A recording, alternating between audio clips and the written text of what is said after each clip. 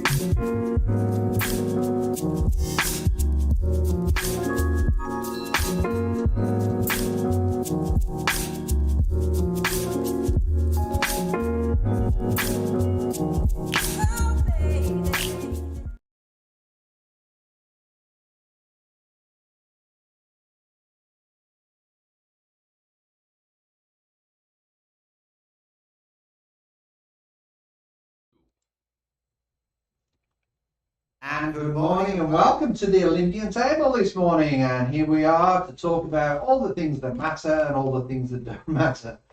And next to me I've got Mr. Jeffrey Fawcett, who works in our Century 21 Olympian Homeowners Association department. And good morning to you, Mr. Jeffrey. Good morning, Stephen. How are you?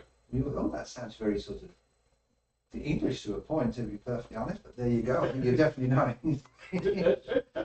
And we're going to talk about some interesting stuff today and things that are happening in the week and some homeowners association stuff, which I think is pretty important to everybody. But before we do that, let's just talk about some of the other stuff that everybody that is sort of it's important to be perfect. First of all, they're lowering, or they're looking at lowering they're looking at raising the interest rate today. I wish they was lowering it, but they're looking at raising the interest rate. And we was talking about, that affects everybody.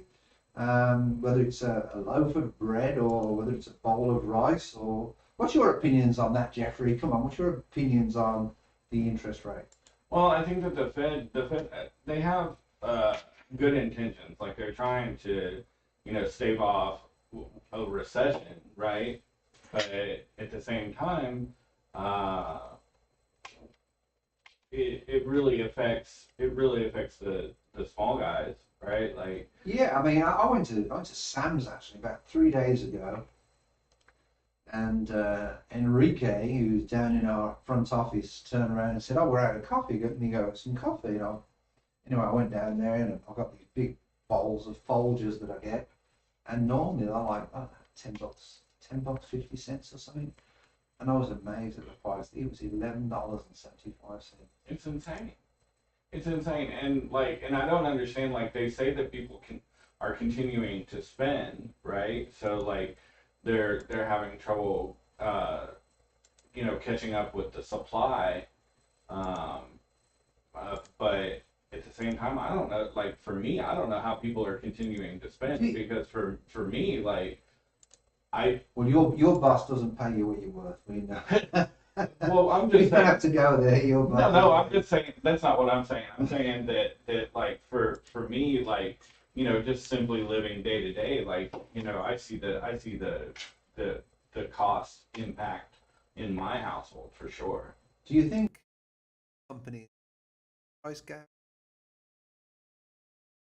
like this, like a lot of these companies, capitalist, big in it, I believe, times because stockholders got to make dividends, and everything.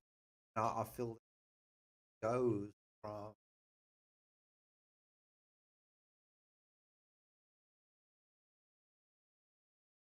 Uh, well, I mean, absolutely. The inflation is because they're having to work harder to buy the thing throughout the throughout the pandemic and stuff. There were supply, well. Let's which we've talked about on right. we have done. Let's move it to our business, which I think will be more relevant to you. And we manage a few homeowners as like to manage more. So if you're getting a new homeowners,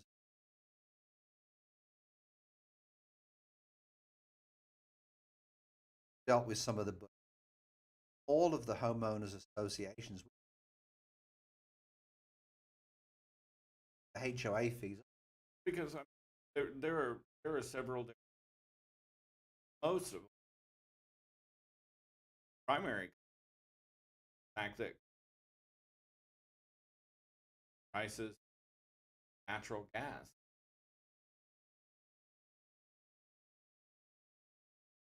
price of water the price of all Uh-huh. of these necessities.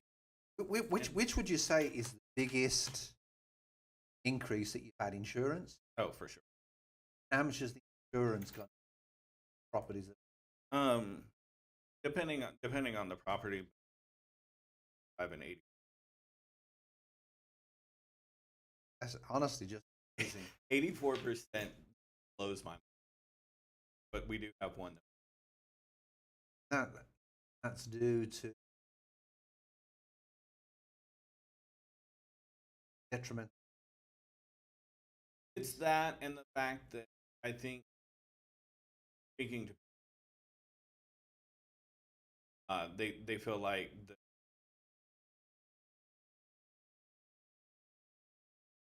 dating the properties because they didn't have any amount that they were in, but then they got all these now that they realized that they were properties And I feel, and obviously, like you said,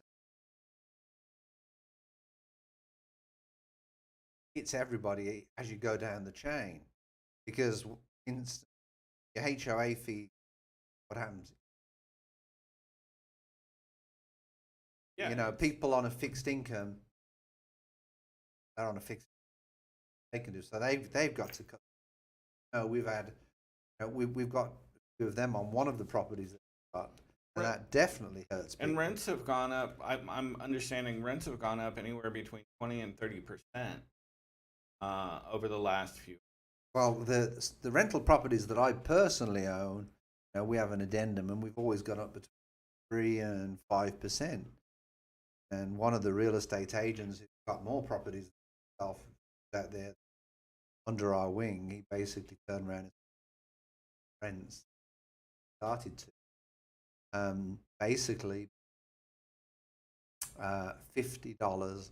I mean, to me, that's a huge amount.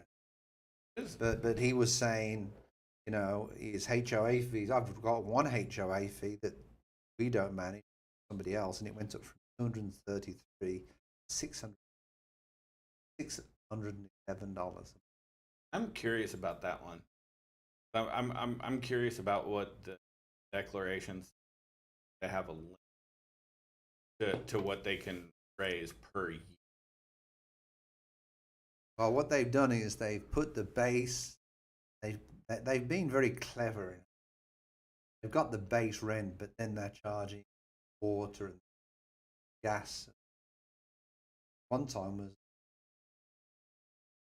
right, and it's very difficult for me as a landlord to be fair to the. I don't know. right. So what we've done in the lease, I'm trying to be as fair as I can, and I basically, will include up to the $1 worth of gas over that. I'm trying to be fair to the and obviously rather get a good tenant. But no, the raise in the interest rates are going to hurt some people. I trade NASDAQ. I've made actually a few pennies this. I'm on the right side of the deals with the NASDAQ moment, and the moment as we speak, NASDAQ is down 160 points. So I don't really know. Fed come out, who come out, but definitely hit something. But how else is the HOA business? More of it's gone online, hasn't it? I've only been managing HOAs for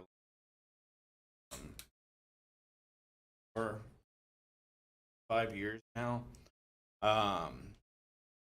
But I've gone from I went from working at Whole Foods, really small in a really small management company to working here, and the process is completely different. It's a different animal. The gentleman that I used to work for, right? I thought was a really nice guy, although some people. But everything was paper, and so converting that business from a paper type situation to more online and more digital, if you will, has been a challenge, and it's been a challenge for our homeowners too. It has, and to sort of explain to everybody, I'm on both sides of the fences. We manage HOAs, and I also own some HOAs and manage other people's properties. So I always take the time and the trouble to turn up at the HOA meetings. And it's so interesting because every HOA has the same problem. You hear the same thing. One of the HOA meetings that I went to, they was putting the declarations, like you said, only allowed them to put up the only allowed them to put up the HOA fees 10%. Mm. And yet one of the guys, one of the owners on the property, was expecting, well, how can we improve the crime of that particular thing? Can we employ an armed policeman? Can we employ, and it's like they have no idea of the costs. Right. Well, and that's the thing is that like a lot of the owners and nothing against the owners. To be quite honest, there are There's good and bad. employers, right? But And we work for them. right. But at the same time, like they don't understand the logistics of running an HOA. And the costs. Right. And the costs and the day-to-day running of the costs. Because they don't want- day-to-day running of repairs. But as an example, like you just said, they don't want the 10% increase. They don't want the increase in fees and stuff like that. But they want all of the modern, like they want their, everything done, everything taken care of. My personal feeling is, I think there's a difference between value and price. I don't mind, me personally, with one of my properties, the one property I've got down the street, I don't mind paying $800 a month on the Homeowners Association if I feel that I'm getting value, and if I feel that I've got a good property management company, well, Homeowners Association company, because we're managing the property. Because that way I can generally get a better client and pay and offer different to that tenant to get a better, in the hope of getting a little. Then from an owner's point of view, it really becomes an issue of, well, am I better off charging less rent, getting a better tenant, or am I better off getting more rent? Because paying more rent doesn't necessarily mean I'm going to get a better tenant. Right. We discussed this before, and so it really becomes a joking act. But at the same time, and I know, one of the properties we had a mini tornado a couple of weeks ago. Oh my goodness. Yeah. Right. How much was that to fix everything? And that was an unexpected expense. And we've budgeted a lot. We've got a lot of building going on. We're fixing. What is it? We're trying to fix 2 of the buildings a month. Each of them buildings to repair is like how much by the time we finish? 40,000. Yeah. 40,000. Yeah. So you're not talking chicken change. No. And then all of a sudden we get a mini tornado with the bad weather. And how much was that? Approximately $10,000. So that's $10,000 that we're coming up with, and yet we've got people calling up and saying, "Okay, when's the building going to be fixed? When are you going to do this? When are you going to do that?" Right. Right. That's that's the funny part to me is that like they don't. It's like they don't realize like what it. The overall picture, really. Right. It's just. Right. Whatever affects them is more important to them. Right. It's like I thought it was funny. They're probably relatively new to us, but I'm not funny. I'm just trying to treat things. I try to treat things with a sense of humour. I actually enjoy the Homeowners Association work, and Jeff keeps me going. But one of the things that I really do enjoy is working actually with some of the owners, and actually some of the owners that are on a fixed income. I personally get a big kick out of them. I know at times they can be demanding. But they definitely keep you on your toes. But they do. But at the same time, we've come such a long way with the one property. From the bills that we had when we started, I really feel we've come a long way. We have. And the board have done I think a really good job of, and they've developed as well from a point of view of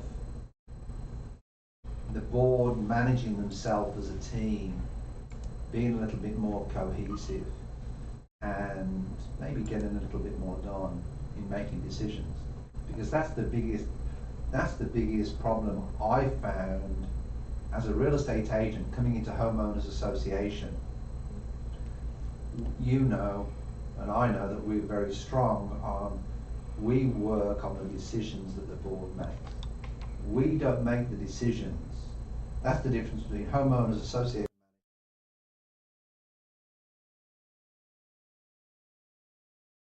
owners. But at the same time, you still work for, you know, the owner in the way. But with homeowners association management, I think it needs to be more controlled. You know, I'm not a big believer in self-managed homeowners associations. Right. And I think that you know, one of the things that they've done recently with our homeowners associations is that they've honestly taken a more active role and a more active interest in what's going on. As you said, you know, they've started working together more as a team.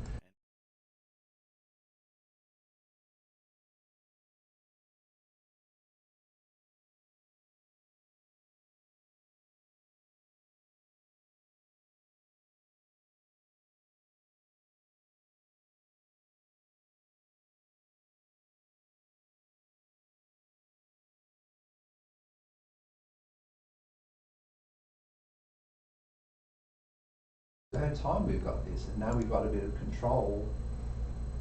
Can you just go over, because this is one of the big problems that we have, and I told you this before we started, that I wanted you to go over, because a lot of people do not understand the difference between an apartment and a townhome stroke condominium.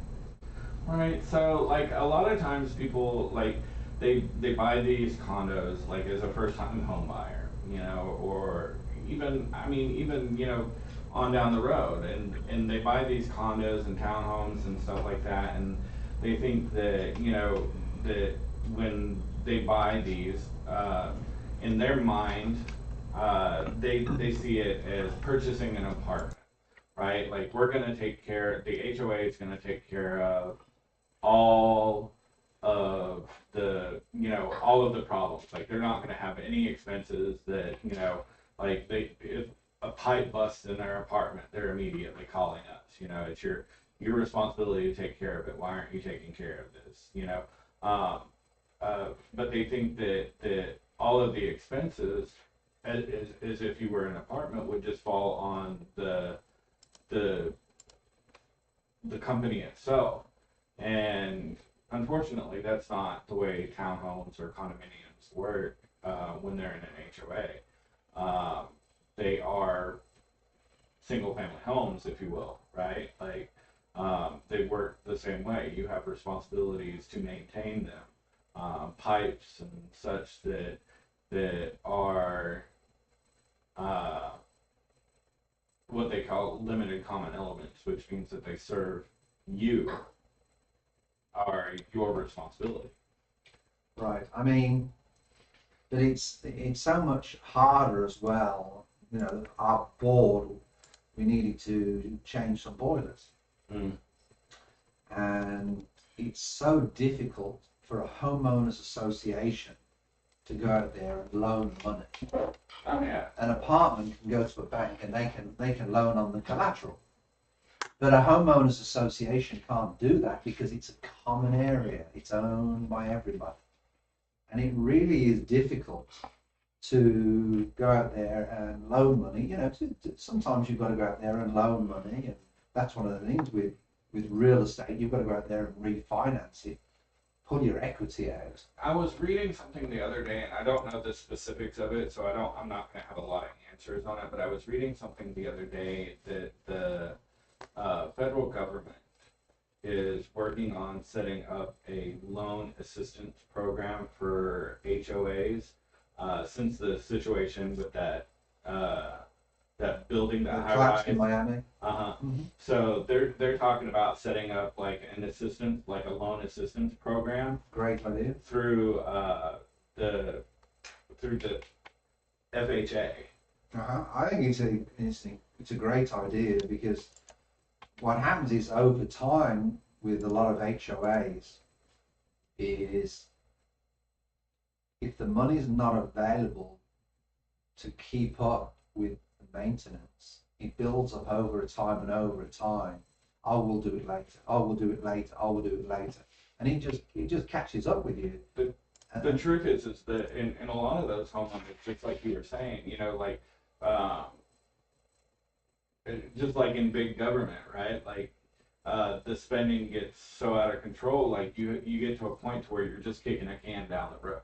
Right, and to a degree, that's happened to one of the properties, that we took on, and we've come such a long way from water bills that when I look at it at times, the balance sheet is looking so much better now than what it's ever done. And that's, down to the budgeting that you've done, and, congratulations, hoorah to you. But I just feel at times that HOAs can be backed into a corner. I mean, you know yourself, there was a HOA that we came across that was interested in, us managing them, and part of the condition was that we could repair their roofs. Right. And so, yeah, okay, you can manage us, but where are we going to get? But we have $150,000 worth of roof repairs that need to be made, right? I mean, it's just amazing, to really, put that into perspective. And that, I think, is a case of what we spoke about when the maintenance needs to be done, but it's not in the budget. It's not in the HOA fees. A lot of people are very negative against putting up the HOA fees for all the reasons that we spoke about. So what do? They just kick it down the street. Yeah. And then they end up blaming the board and the HOA management for mismanagement of funds. And it really isn't mismanagement of funds. It's just not availability of funds. I mean, does that happen at times? Of course it does. But anyway, so let's talk about some of the things that have happened this week. I know I sort of jumped into the HOA stuff because I wanted people to sort of get to know you and to know that you work for us, and I appreciate the job that you do with Central 21 Olympian HOA department.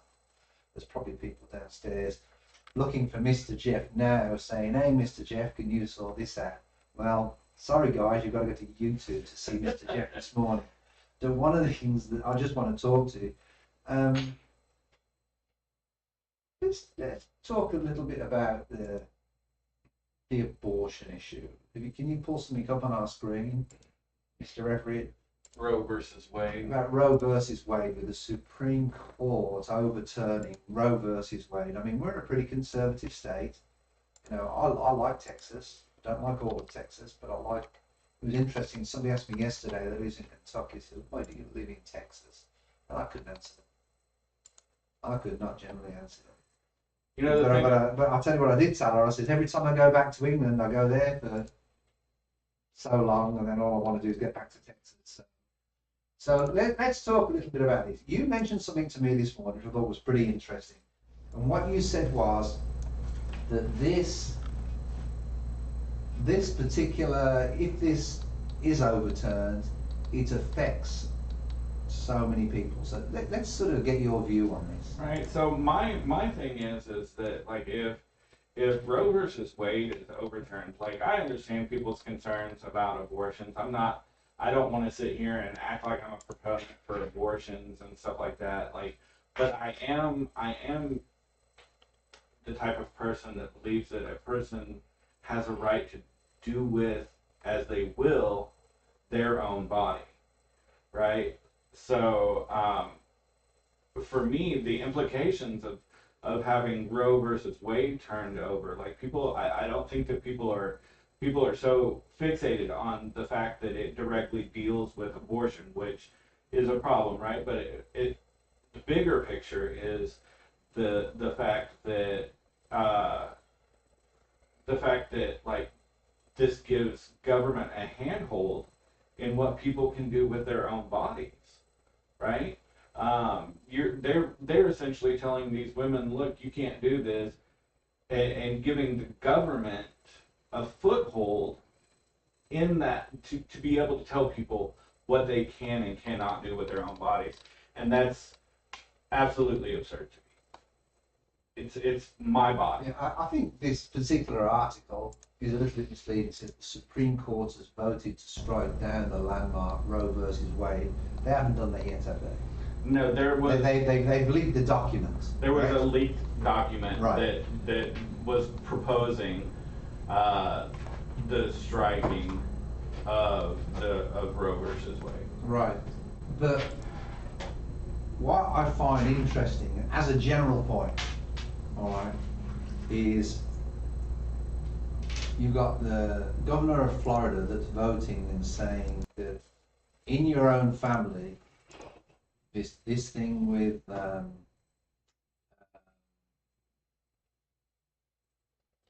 is it about talking about him or her? You know, I don't quite know what the family show much interest in it, but I find it's interesting just as a point to say that, you know, to talk about them things in your family and keep them things in your family. And yet, this particular point, all right, doesn't follow the same rules. It absolutely does not. And do you understand that? You know, can you go to the top a minute? So you're talking about the don't say gay. The don't say gay thing, okay? Mhm. Don't say gay, we're saying to that, okay, well, you in public, you can't do that. And yet, And yet publicly you can tell this you can woman- say something, you know what? I was due to have an abortion last week, but I can't have it now. Yeah. To me, it doesn't follow the same rules. And that's the part that I as just an English guy in Texas, I really believe in America you have less freedoms than what we do in Europe. Well, you know, Joe Biden was shown last night commenting on this whole situation with Roe versus Wade, and he said, you know, one of his concerns is the fact that he feels like, you know, that's going to give the Supreme Court the power to turn over things such as contraception laws, or gay marriage laws, or things that have already been agreed on.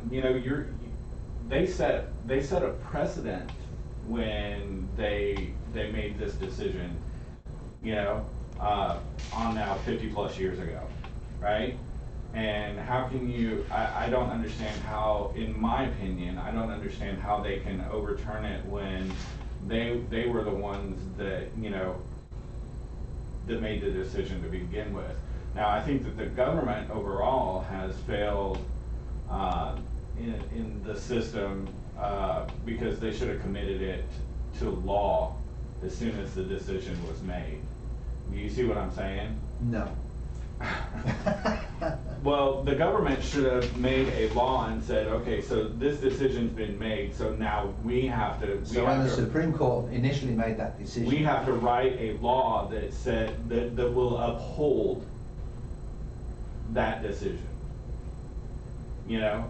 And they failed to do that, and now the Supreme Court's decided to turn around on their initial decision. And the thing with the Supreme Court is very much of it depends on whether they're Democratic or whether they're Republican, at any one time.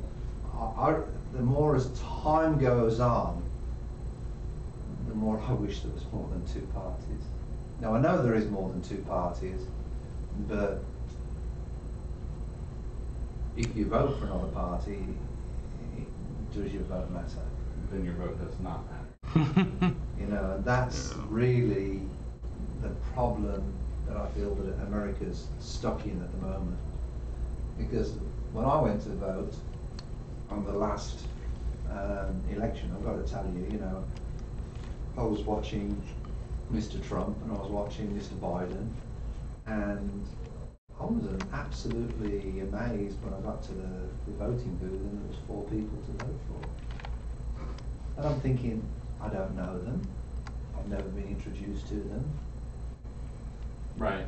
How can I vote for them? Right, so that's the control that those two parties have, right? They're the ones that are gonna control the rhetoric. Like they're the ones that control the news and who sees what and so on and so forth. And that's the unfortunate part about having a two-party system that we do. Yeah, well, I don't know the answer, but what I was watching a video actually this morning when I was going through my waking up time, which was I really like the guy, you know, with Ray Dalio, and he was a video and he was really interesting. He was talking about different political systems, and he was talking about China and Russia and America and the British, and it was saying about, you know, there's good and bad with every system. Absolutely. There's good and bad. Well, you know, over here it's, you know, we're capitalists and we're capitalism, but there's problems with capitalism. You know, one of the problems with capitalism is,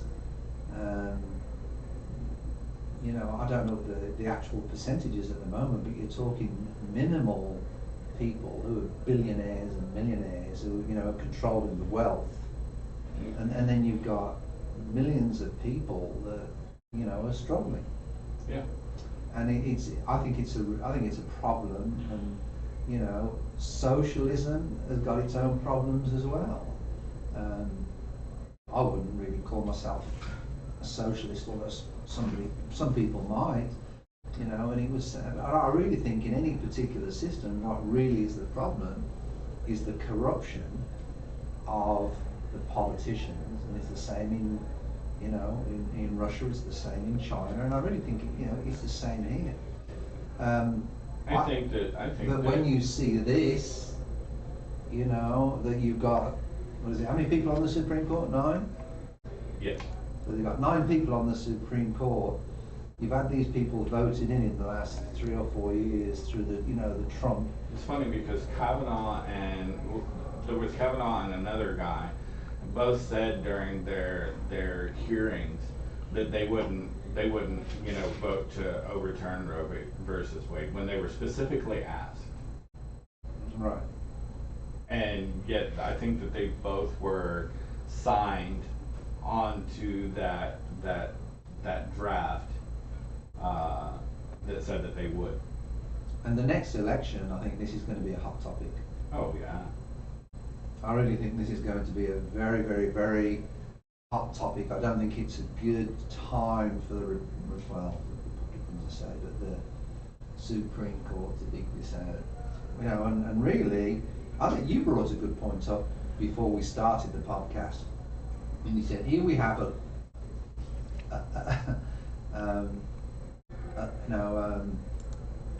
a war going on in Ukraine,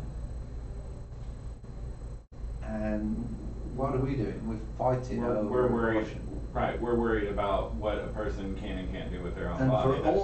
And for all the people out there that say, "Oh, we're spending too much money fighting Russia and, you know, putting money into Ukraine," what I want to say to them is, what would you rather do? Would you rather keep the war in Europe, or would you rather let the war come over here? Because I think the guy's got to be stopped. But I personally think Putin is the modern day Hitler. And what would you rather do? The same thing happened last time when we had Hitler. You know, he took Thailand for the Americans to come across. They were shipping, you know, and they were shipping tanks and ammunitions and everything across. And I think it's the same sort of things happening now. Unfortunately, the stakes are a lot higher. I think that we're in a whole different. We're in a whole different kind of situation, though. You know, when you start looking at nuclear weapons, that's really what the deciding factor is right now. You know, I think that we're not getting involved because, like, nobody wants to start a nuclear war. We don't. But I think what's going to happen is I think Putin's going to be pushed into a corner. That's what I think. He's going to be pushed into a corner. You know, there was a famous philosopher out there that basically said, I think it was a Chinese guy actually, he basically said the only way that you can negotiate out of a war situation is by building a bridge between the two parties, finding some common ground. And some people think that Putin's sick, some people think Putin's got Parkinson's disease. I don't know. There's a video out there that's basically got him shaking. No. He's definitely got, like, I think that there's something wrong. Like, I have a tendency to say that when I'm trying to discuss people's mental state, and I think that there's something wrong with that. I tell people that their bubbles are off. You're like on a level, right? Like you're not level. Your bubbles are off. Absolutely. And that is Putin. Putin's bubbles are off. Well, regardless, but what I will say, basically, because I'm an Olympian and I've skated in Russia and I've been across to Russia, I really believe that Russia is actually a great country. Culturally, it's fabulous. You know, the dance is fabulous out over there. The food is actually, you know, I think it's pretty good. But culturally, it's such a strong country, and yet, you know, all you've got is people driving nails into one another's coffins. But I think that a lot of what's going on over in Russia, like a lot of the Russians are supporting Putin. But I think that it's because the information they've got is not accurate. Right, but he's controlling the dialogue through the media. Correct. And I don't think that Do you not think that happens in America? Oh yeah, absolutely. See, I think that does. It all depends which TV station you tend to listen to. Yeah, absolutely. And that's which brings me on to, what's your opinion on what's happened to Marjorie Taylor Greene this week? When she was deposed in court for the January 6th, and they asked her if she knew about anything that was, you know, if she knew about anything about what was happening that day. I'm not aware of that situation. And she turned around and said about 5 or 6 times, I really can't remember. I really can't remember. I just can't remember. So my opinion on that would be like, do you think that like such a critical time, such a critical role, like you play such a critical role at such a critical time, do you honestly expect people to believe that you don't remember what happened that day? I think it's very important what happened that day. And I don't think it's something that, you know, I think America should basically be ashamed of it, to be perfectly honest, what happened that day. Oh, absolutely. 100%. To be the free country that we are, it's such a shame. Anyway, what other topics do we have over there, Mr. Everett? Let's see. We have the foreclosure. Let's talk about the foreclosure filings. They say they're up 132% from the prior year. Here's what this means for the housing market, and it's not what you might think. You just want to come down a bit there, Everett, just a fraction down, because it's not what people think. It's funny because I had a lady call me up this morning from out of town saying, can you tell me what happens and how I file for a foreclosure? And she didn't really understand that if you file for a tax foreclosure, you still got to pay off the note. You know, what you're doing is paying the local tax people for the tax lien. When we were reading through real estate data this month, 3 stats caught our eye. The first, that the number of active foreclosures, that is when the foreclosure process has begun on a seriously delinquent loan, but it has yet to be completed and liquidated, edged up by more than 7,000 in March. The first year-over-year increase in almost 10 years, according to mortgage technology data and analytics provided by Black Knight. Secondly, more than 78,000 US properties had a foreclosure filing during the first quarter of 2022, which is up 39% from the previous quarter and up 132% from a year ago. According to real estate analytics company Atom and third serious mortgage delinquencies, those 90 or more days past due are 70% higher than were pre-pandemic, according to Black Knight. So, can I ask a question? You certainly can. So, like, I would think, and this is just off the top of my head, but if foreclosures go up, then to me that means that the inventory also goes up, right?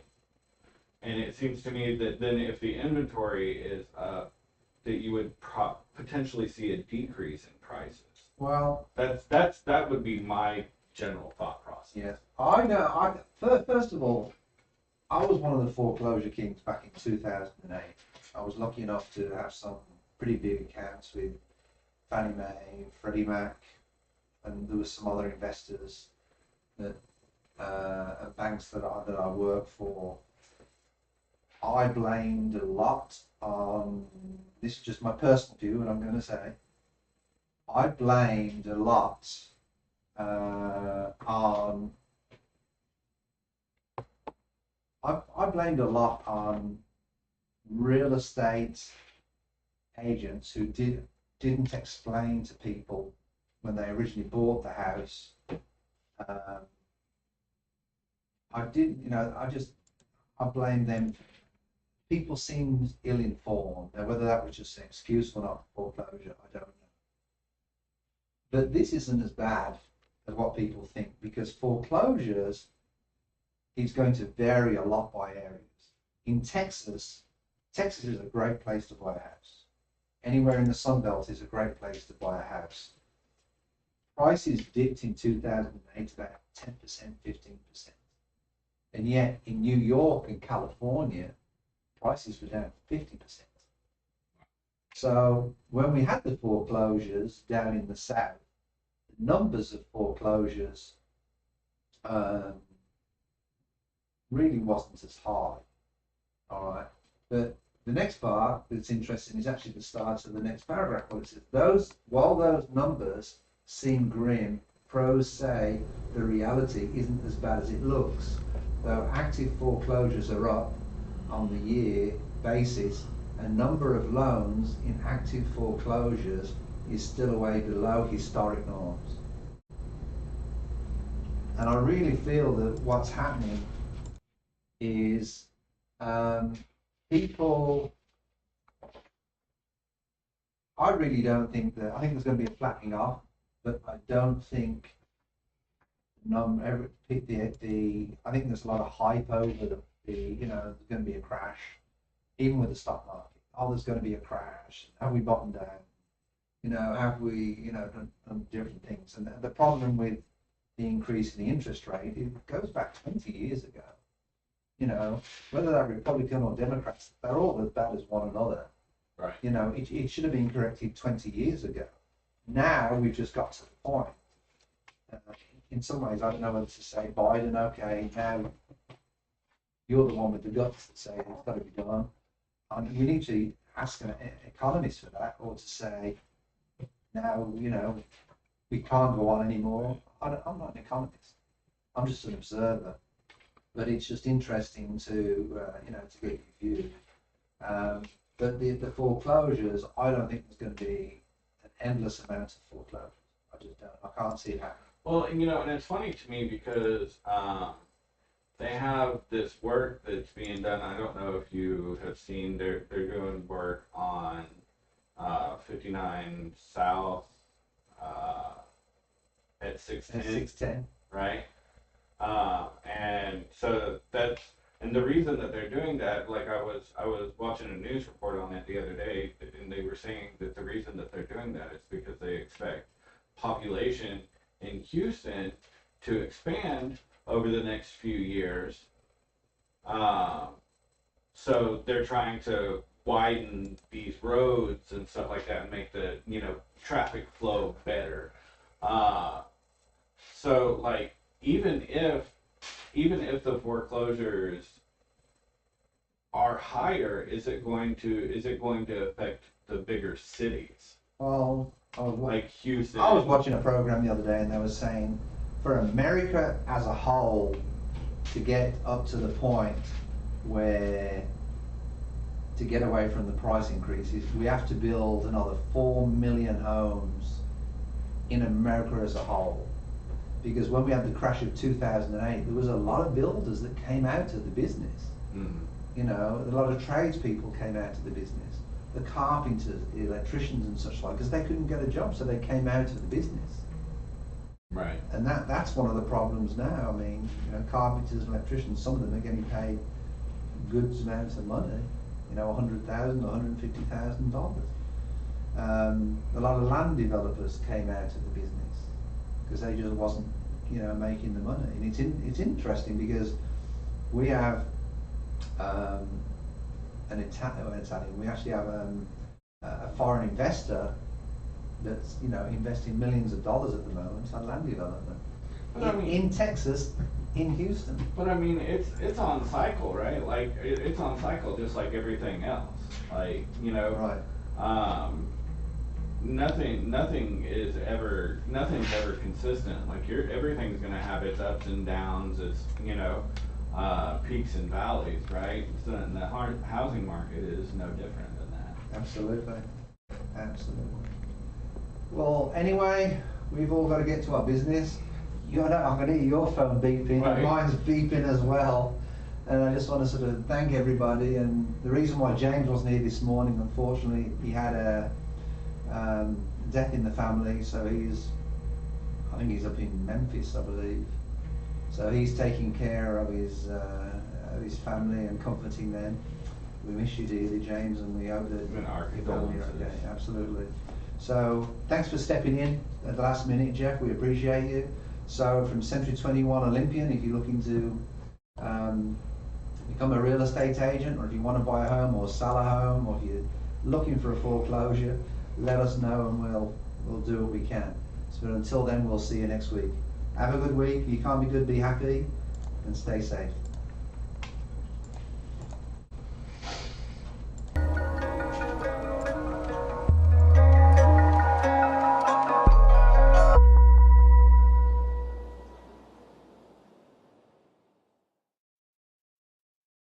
Thank you.